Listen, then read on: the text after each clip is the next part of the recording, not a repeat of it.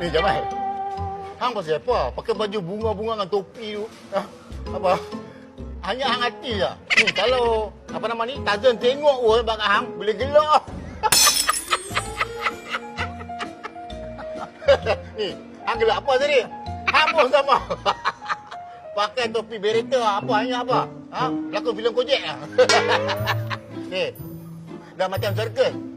Dengan hang kalau orang satu tengok, boleh mati terkejut tu. Tak apa-apa, Arif ni. Kau punya kutuk. Ingat macam misai tu yang terangkat kiri, terangkat kanan tu dah bagus sangat. Ingat macam pelakon Bollywood sana. Sedang tak? Tengkuk dalam macam seladang. Misai bertaring. Tu bagus ke tu? Kau, pelakon Bollywood kalau tengok misai hang terus berhenti kerja tau. Tak mau berlakon lagi. Ni, wak doyok hang kena wak doyok. Wak doyok kalau tengok misai hang, dia terus shave pun. Shave, misai, janggut, jambang semua ada shave. Hampa apa hang pasal apa? Hampa tak puas hati aku nak kutuk-kutuk aku.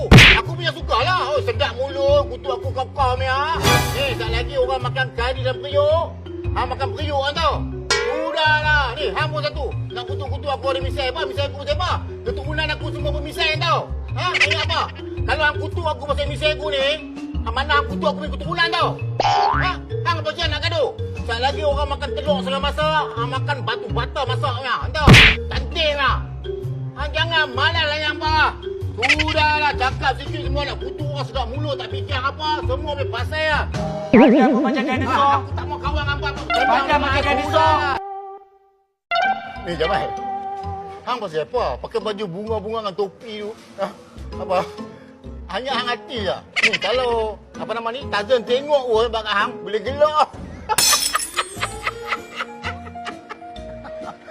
Ni, hang gelak apa tadi? Hang pun sama. Pakai topi bereta apa hanya apa? Pelakon filem Kojek ah.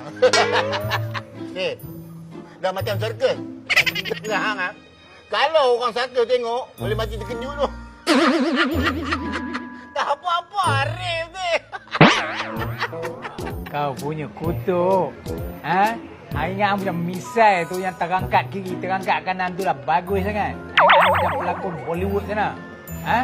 Sedang tak? Tengkuk dalam macam seladang. Misai bertaring. Tu bagus ke tu? Kau, pelakon Bollywood kalau tengok misai hang terus berhenti kerja tau. Tak mau berlakon lagi. Ni, wak doyok hang kena wak doyok. Wak doyok kalau tengok misai hang, dia terus shave pun. Shave, misai, janggut, jambang semua ada shave. Hampa apa hang pasal apa? Hampa tak puas hati aku nak kutuk-kutuk aku. Aku punya sukalah. Oh, sedap mulut kutuk aku kau-kau ni